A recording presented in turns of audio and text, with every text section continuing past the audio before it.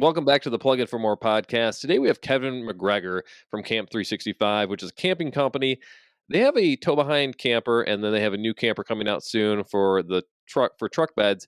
This camper we found has some interesting attributes that make it, I'd say, more suited than a lot of campers for EVs. We're going to dive into that, give you some details.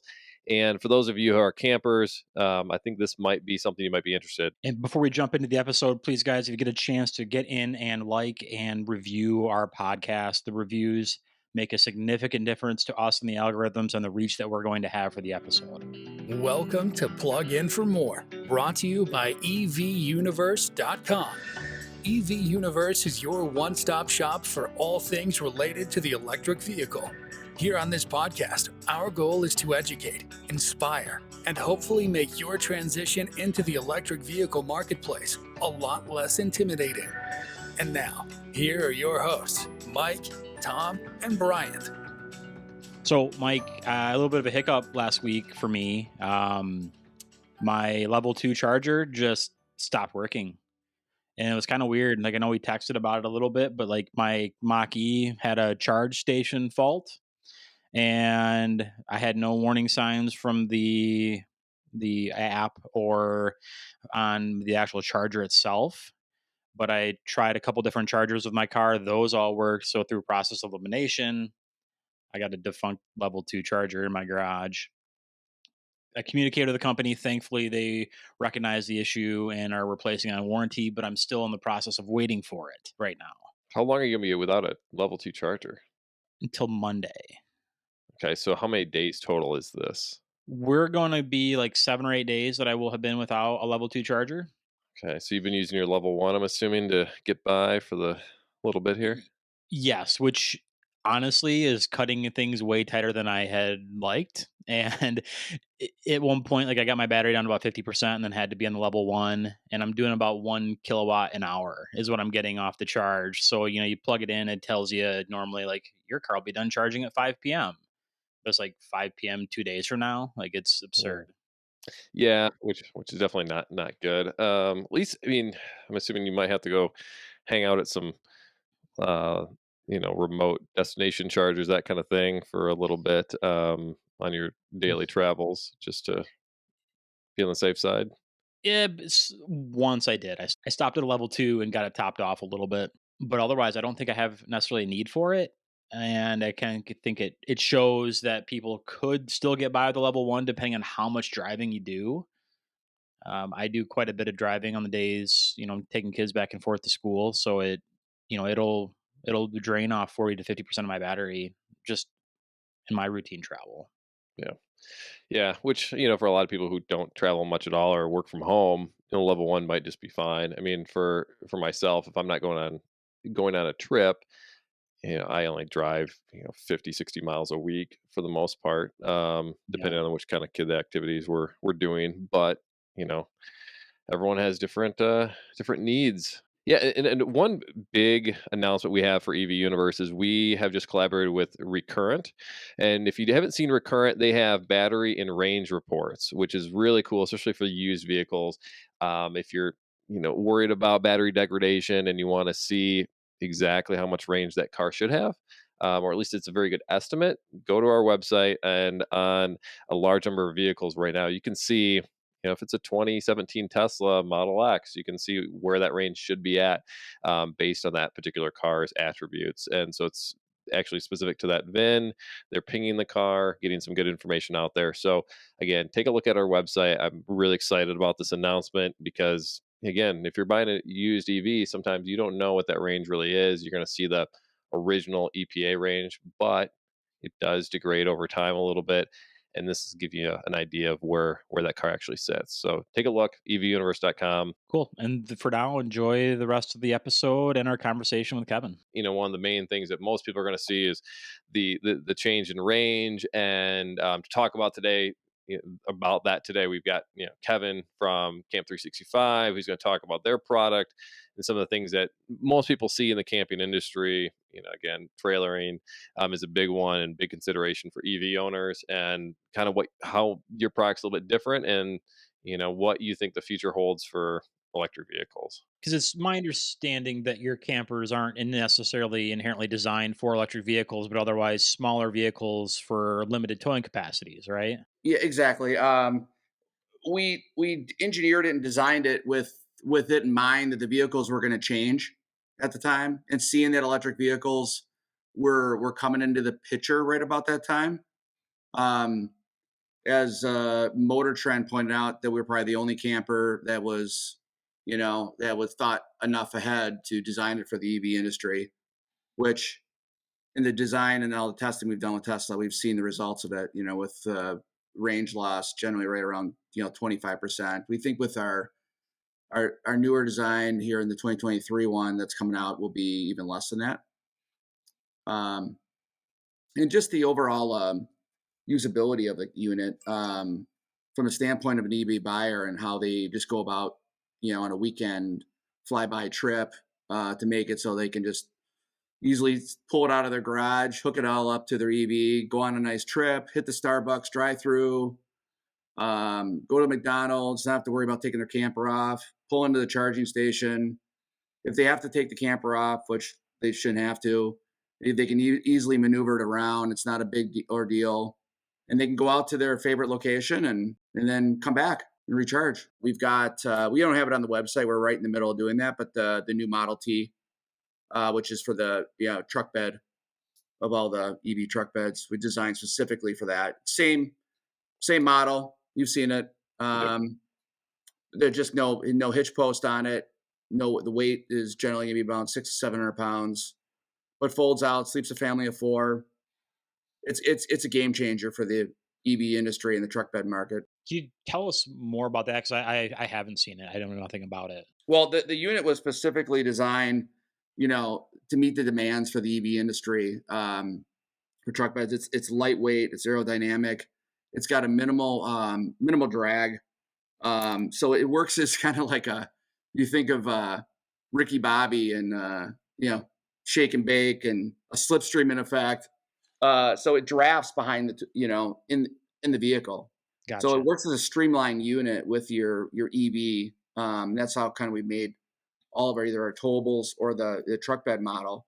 But the truck bed model in particular, what's sweet is that it detaches from your vehicle very easily. So we fix that.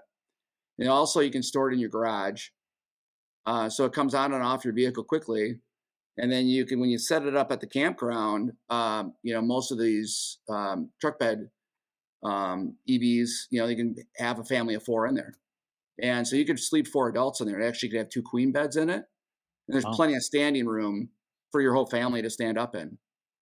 And we're engineering it to kind of work in with the actual EV so that you can eventually we're going to have it so they will actually recharge the electric vehicle. We believe that we can, with our solar capacitance and then how big it gets, being able to take in the energy of the solar and then harness it back into the vehicle. Kevin, I want to take a step back and really talk about the industry as a whole for campers. And as an EV owner and someone who likes to camp, there's some inherent drawbacks that we've seen in the industry ourselves. Is that a lot of the campers on the market are really big, they're heavy.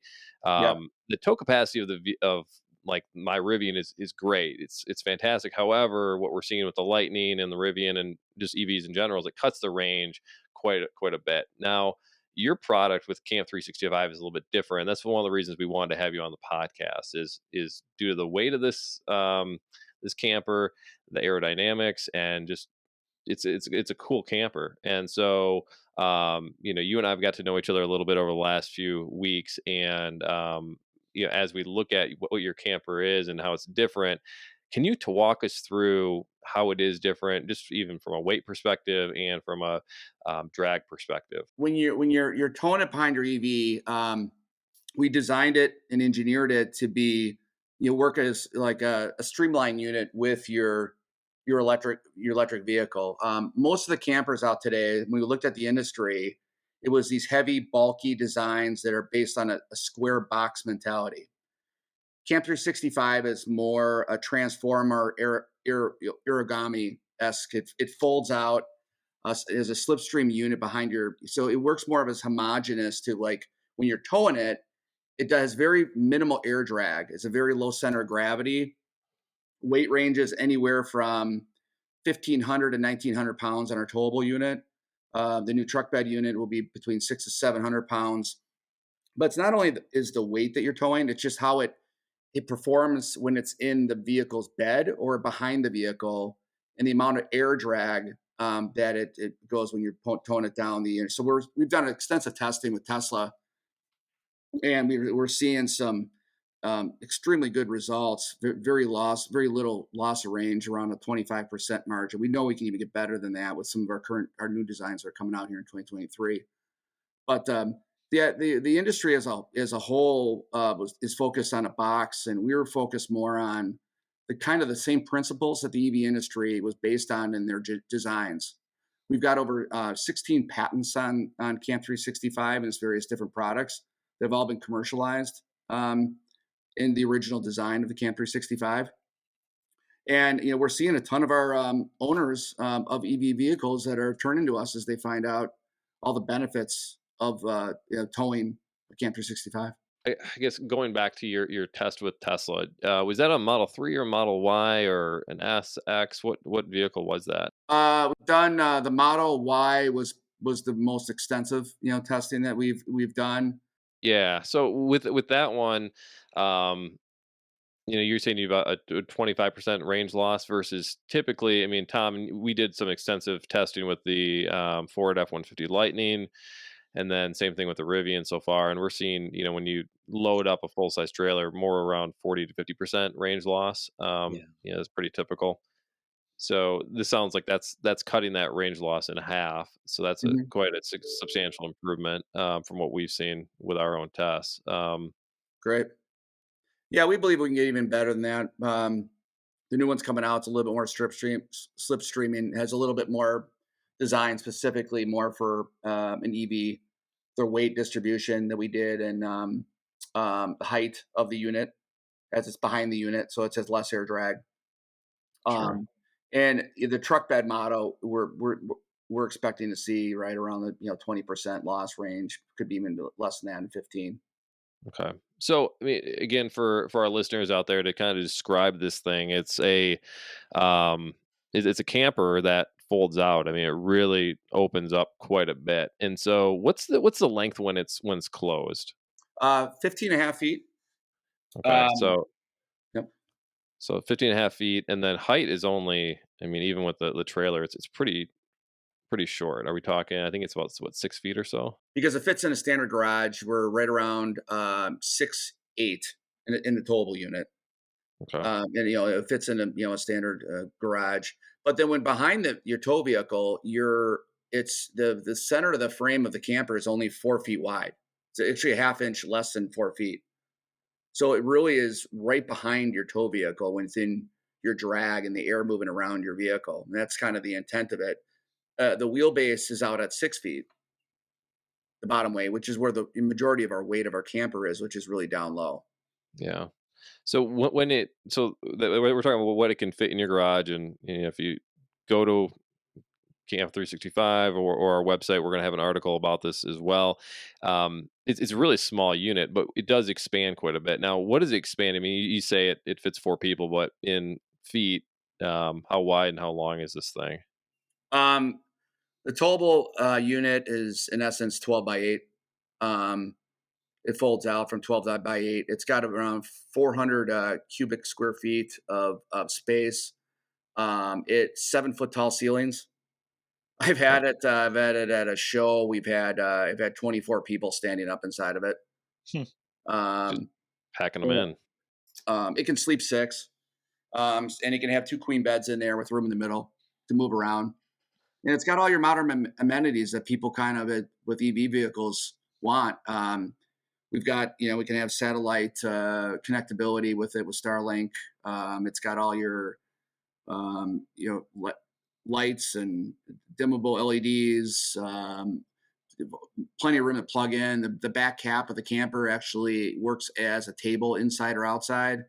It's got hot water, shower, the toilets, all the beds all fold out, heat, AC, On the top, as you'll see it as it's kind of a hybrid. So you got hard walled sides mixed in with um, flexible material on top that's called Aqualon. There's nothing canvas, nothing to mold, mildew, rot in the unit, and there's no wood in the camper. So it's all made out of advanced materials.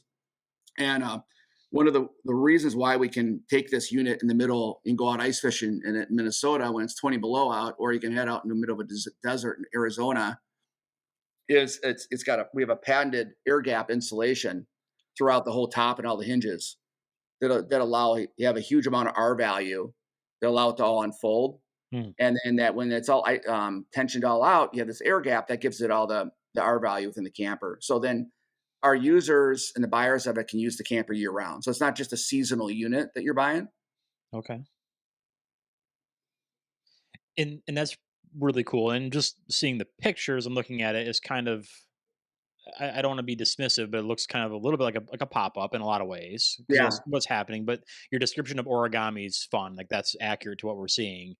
Um, I used to have a pop up camper years ago, and I didn't enjoy it as much because there was a lot of draft. But what you're talking about here with those options sounds really cool. Yeah, I mean, we looked at everything that they have done in the pop-up industry. Jayco, the Bontrager family started that out in the 50s, and then the teardrops that came out in the 1930s. We looked at everything that they had done, and we redesigned around it and made it better. So we didn't want a seasonal. We wanted a year-round, as the name implies, Camp 365 camper that a whole family can enjoy. It's got to be simple and easy for the user to take out, to move around in the garage.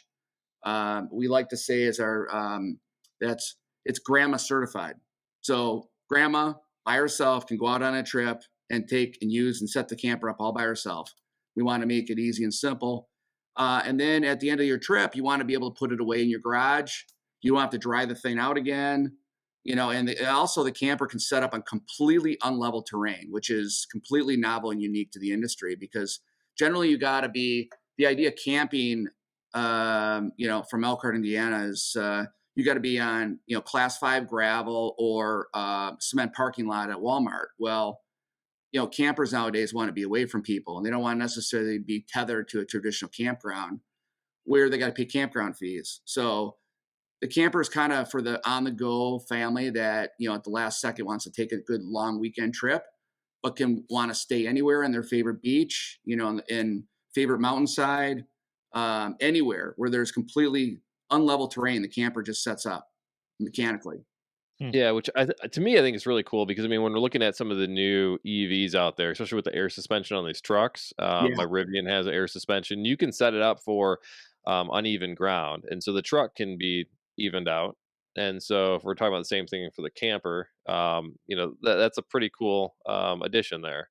Where you can make sure that you're not sleeping facing down a hill. I Right. that might be a benefit for some people. It would be for me. I don't necessarily like rolling downhill as I'm trying to take a nap, but Yeah, but it doesn't take much ground to make something unlevel, and it's a nightmare to get them balanced. I had a pop up at a 26-foot tow behind like a trailer or tongue mount And trailer. how much, Tom, how much wood did you bring with you when you went on a trip to help Oh, level it? at least a few bundles. Yeah, Yeah, yeah, that's very typical. right. Yeah, so the camper, it will level out on sand, mud, dirt, snow, rocks, That's cool. on incline. We have a tool in there. I haven't used in 5 years, have not used a tool to set it up. But if you're on completely, really, really, really like on grade, like on a hill, it will still set up. But we've got a tool in there that kind of helps articulate our leveling system up, down on the downhill side. So yeah, other than that, it's very easy and simple. And for a family, there's nothing in its category that's fits its size and how big it gets from so small. You're listening to the Plug In for More podcast. If you're looking for information on electric vehicles components, or information on how to reduce your carbon footprint, look no further than evuniverse.com. evuniverse.com is your one-stop shop for all things related to electric vehicle. Can you tell us about the solar version? Well, all of our campers are solar ready. The new one that would be coming out on some of our more so on the new truck bed model that'll be coming out here. We're going to be releasing here very soon. I've been talking to Mike about um, that one because it gets so large and so big, and it's way bigger in the truck. When it folds out, will allow to harness the energy.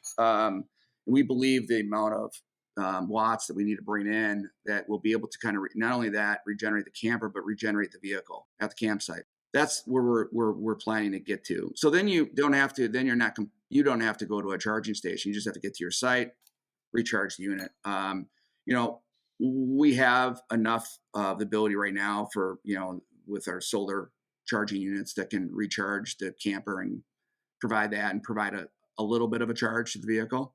What kind of battery is in the campers now? You can do dual lithium ions if you'd like. Okay. Comes standard with a lead acid. But we see a lot more of our customers stepping it up to a couple of lithium ion batteries in there. We partnered with a leading like a solar appliance manufacturer called GoSun, Mm. and we have a model called the GoSun Camp365, which is kind of our off the grid unit that has an additional solar power bank on it. I think it's as 2000 IU, but you only use that, but we can add 2 other batteries in there besides that. And that Gotcha. one also has a solar cooking stove, and it's got a bunch of different amenities that kind of apply to to the off the grid camper, so to speak. So that's the GoSun Camp 365 model. Well, Kevin, thanks for joining us today. I know we've got a couple things in the works regarding the use of your camper, showcasing some of the capabilities, especially for EVs. There's more to come on our website and our YouTube channel. So if you haven't checked those out, please make sure to do so. Kevin, where can people find more about your camper? Well, first you can go to our website at Camp365, CAMP365.com. You can also go out to our YouTube channel and our Facebook site, Camp365. Awesome. Thanks, Kevin. Appreciate the time today. Thanks. Take care. Thank you for listening to Plug In for More. Make sure you subscribe so you don't miss any future episodes. In the meantime, check out the one-stop EV marketplace, evuniverse.com. Until next time.